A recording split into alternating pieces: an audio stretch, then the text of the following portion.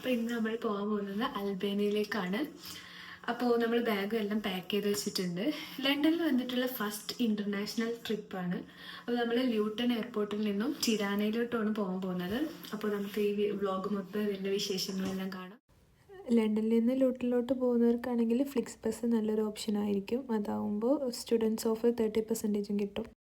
Almost ഒരു 1.5 hours അവിടെ എത്തി. ഓൺലൈൻ ചെക്കിന് നേരത്തെ കഴിഞ്ഞതുകൊണ്ട് തന്നെ BRPയും വിസയും മാത്രമേ അവിടെ ആവശ്യം വന്നുള്ളൂ.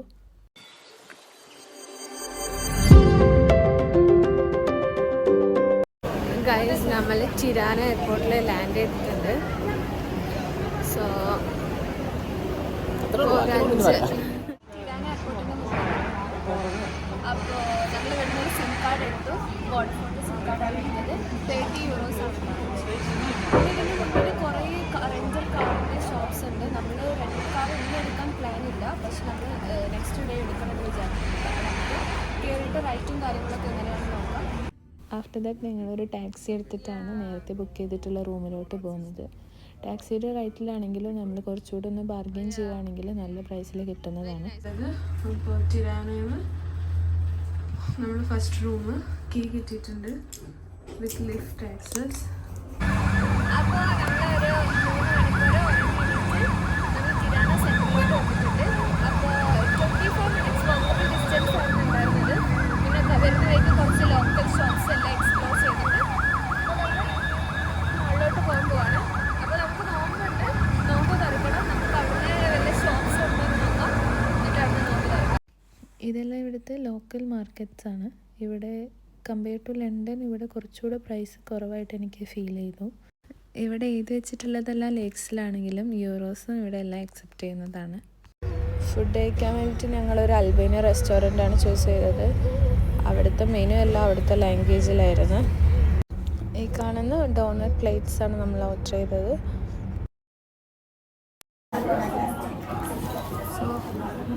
ഡെസേർട്ട് വന്നിട്ടുണ്ട്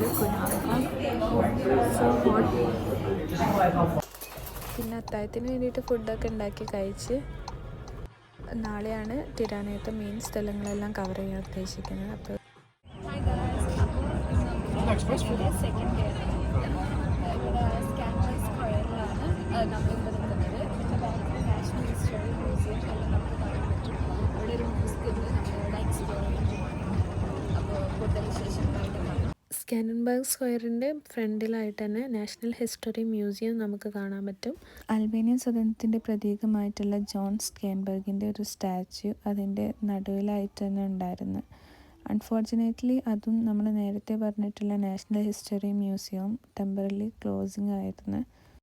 സ്കാൻഡൻബർഗ് സ്ക്വയറിൻ്റെ ഒരു സൈഡിലായിട്ട് കാണുന്നതാണ് ഈ ഒപ്പേറ ഹൗസ്. ഇവിടുത്തെ ഏറ്റവും വലിയ സംഗീത നാടക നൃത്ത വേദിയാണിത്.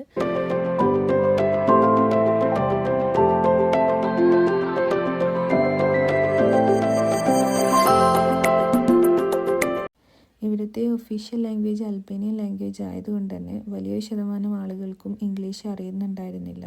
അതുകൊണ്ട് തന്നെ നമുക്ക് അവരോട് കമ്മ്യൂണിക്കേറ്റ് ചെയ്യാനും എല്ലാത്തിനും കുറച്ച് ബുദ്ധിമുട്ടായിരുന്നു.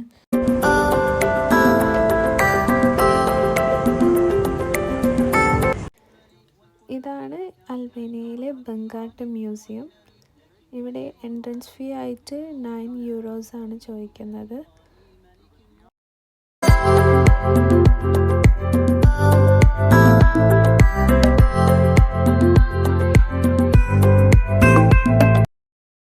അവിടുത്തെ കമ്മ്യൂണിസ്റ്റ് കാലത്തെ ചരിത്രങ്ങളും അതൊക്കെയാണ് അവിടെ പ്രദർശിപ്പിച്ചിട്ടുള്ളത്.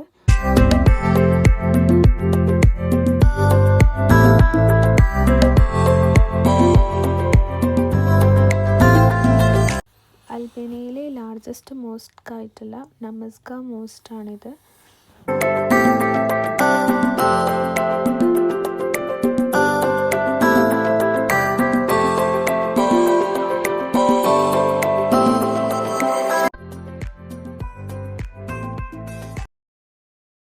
ഇതാണ് പിരമിഡ് ഓഫ് ടിരാന.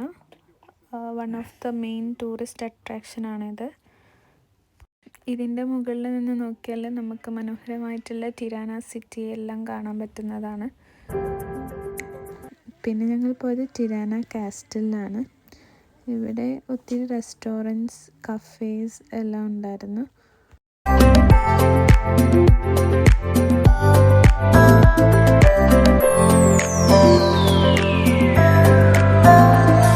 അവിടെ നിന്ന് ഞങ്ങൾ ചെറിയ രീതിയിലുള്ള ഷോപ്പിംഗ് എല്ലാം നടത്തിയിട്ടുണ്ടായിരുന്നു.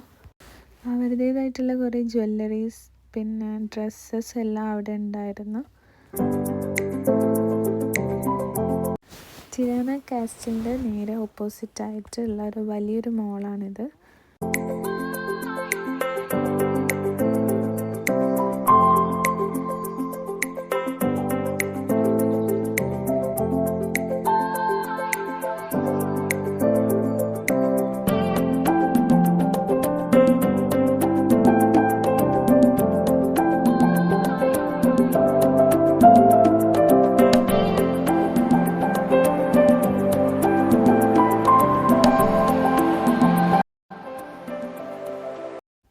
ഇന്ന് ഞങ്ങൾ കുറച്ച് അൽബേനിയൻ ഫുഡ് ട്രൈ ചെയ്യാമെന്നാണ് വിചാരിച്ചത്. അപ്പോൾ ഈ മാളിൻ്റെ അകത്ത് തന്നെയുള്ള ഒരു റെസ്റ്റോറൻറ്റിൽ കയറി ഒത്തിരി ഫുഡ് ഐറ്റംസ് അവിടെ ഉണ്ടായിരുന്നു. നമ്മൾ ലാസ്റ്റ് ഒരു ചിക്കൻ ആൻഡ് റൈസാണ് ചൂസ് ചെയ്തത്. തൊട്ടടുത്ത് തന്നെ ഉണ്ടായിരുന്ന മറ്റൊരു റെസ്റ്റോറൻറ്റിൽ നിന്ന് നമ്മൾ കുറച്ച് ഡോണർ വാങ്ങിച്ചു. അപ്പോൾ ഇത്രയേ ഉള്ളൂ ടിരാനയിലെ വിശേഷങ്ങൾ. Thank you guys.